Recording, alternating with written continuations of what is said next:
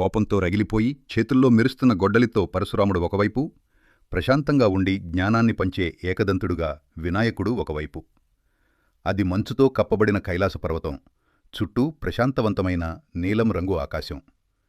ఆ పర్వతంపైన పరశురాముడు నడుస్తూ వస్తుంటే ఆ వేడికి ఆ మంచు కరిగి ఆవిరవుతుంది. అతని చుట్టూ ఎర్రటి అగ్నిజ్వాలలు ఏర్పడ్డాయి. పరశురాముడు కైలాసద్వారం దగ్గరికి వస్తాడు. అక్కడ గణేశుడు ఒక చిన్న ఎలకతో ఆడుకుంటూ ఉంటాడు. పరశురాముడు గంభీరమైన గొంతుతోటి, ప్రణామం వినాయకా, నేను పరమేశ్వరుడిని చూడటానికి వచ్చాను, దారి వదులుము అని అంటాడు పరశురాముడు.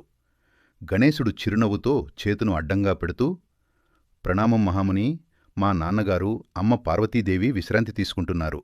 వారి ఏకాంతానికి భంగం కలిగించవద్దని నాన్నగారు చెప్పారు. తండ్రిగారి ఆజ్ఞ పాటించడం నా ధర్మం. వారు నిద్రలేచేంతవరకు మీరు ఎక్కడే ఎదురుచూడండి అంటూ వినాయకుడు పరశురాముడితో అంటాడు. పరశురాముడు కళ్ళు ఎర్రచేస్తూ, ఎదురుచూడాలా? నేనెవరో నీకు తెలుసా పరశురాముడిని? అవినీతి రాజులను అంతం చేసినవాడిని, శివుడి యొక్క ప్రియ శిష్యుడిని. నా గురువుని చూడ్డటానికి నేను ఎవరి అనుమతి కోసం ఎదురుచూడాల్సిన అవసరం లేదు అంటూ పరశురాముడు అంటాడు.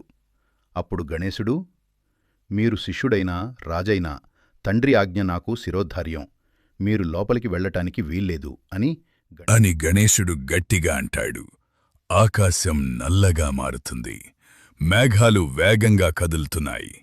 పరశురాముడి చేతిలో ఉన్న గొడ్డలి ఎర్రగా మెరుస్తూ ఉంది. గణేశుడు తన రూపాన్ని కాస్త పెద్దగా చేస్తాడు.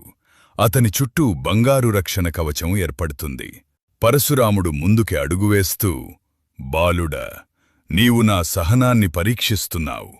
ఈ భూమి మీద ఎంతోమంది క్షత్రియులని 21 సార్లు నరికి చంపాను. ఒక చిన్న పిల్లవాడివైనా నా గొడ్డలి ఎత్తేలా చెయ్యకు అని గట్టిగా అరుస్తాడు. అప్పుడు గణేశుడు లేచి నిలబడి, నేను విఘ్నేశ్వరుణ్ణి. మీరు బలవంతంగా ఈ గీత దాటాలని చూస్తే మీకు అడ్డుగా నేనుంటాను అని తన పెంచిన ఆకారంతో అంటాడు. వెనక్కి వెళ్ళండి మునివర్యా అని గణేశుడు మరొకసారి అనగా పరశురాముడు కోపమవుతాడు. అప్పుడు గణేశుడు, ఈ పవిత్ర స్థలంలో కోపం తగదు మునివర్యా, నా తల్లిదండ్రులు వచ్చేవరకు ఎదురుచూడండి అని గణేశుడు అనగానే, నన్నే ఆపుతావా, పక్కకు తప్పుకో అని పరశురాముడు గణేశుణ్ణి తోయడానికి ప్రయత్నిస్తాడు. కాని గణేశుడు మాత్రం పర్వతంలా అడ్డు నిలబడతాడు. పరశురాముడికి కోపం వచ్చి పిడికిలితో బలంగా కొడతాడు. గణేశుడు తన తొండంతో అతని అడ్డుకుంటాడు. ఆ శబ్దానికి అక్కడ ఉన్న మంచుగాలిలో ఎగురుతూ పెద్ద శబ్దం చేస్తుంది. పరశురాముడు ఇంకా తన దివ్యాస్త్రాలను ఉపయోగిస్తాడు. కాని గణేశుడు వాటిని నిర్వీర్యం చేస్తాడు. గణేశుడింకా పరశురాముణ్ణి తొండంతో పట్టుకొని గాయపడకుండా దూరంగా విసురుతాడు. శాంతించండి స్వామీ, నాకు మీతో పోరాడాలనిలేదు అని గణేశుడంటాడు. కాని పరశురాముడు అవమానంతో రగిలిపోతూ ఉంటాడు. నన్నే విసిరేస్తావా? సాక్షాత్తు ఆ పరమశివుడిచ్చిన గొడ్డల్ని ధరించిన నన్నే విసిరేస్తావా అంటూ గట్టిగా అరుస్తాడు. పరశురాముడు ఇంకా తన చేతిలో ఉన్న గొడ్డల్ని పైకెత్తుతాడు. అందులో శివుడి యొక్క శక్తి నీలం, తెలుపు రంగులో బయటికు వస్తాయి. అవి మెరుపుల్లా కనిపిస్తాయి.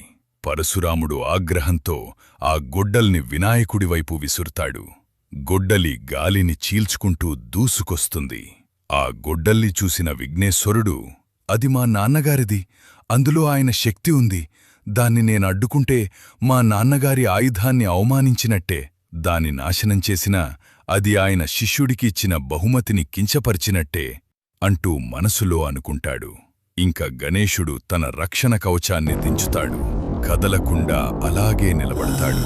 ఆ గొడ్డలి సరిగ్గా వచ్చి గణేశుడి ఎడమదంతానికి తగులుతుంది.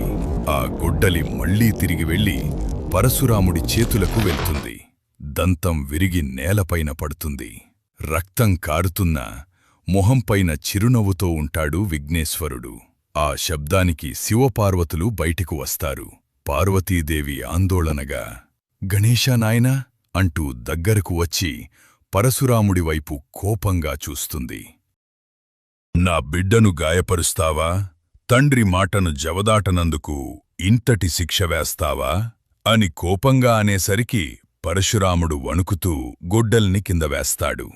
అమ్మా, అతను తలుచుకుంటే నన్ను ఇక్కడే సంహరించవచ్చు. అతను కావాలనే ఆ దెబ్బ తిన్నాడు. ఎందుకు అని పరశురాముడు అంటాడు.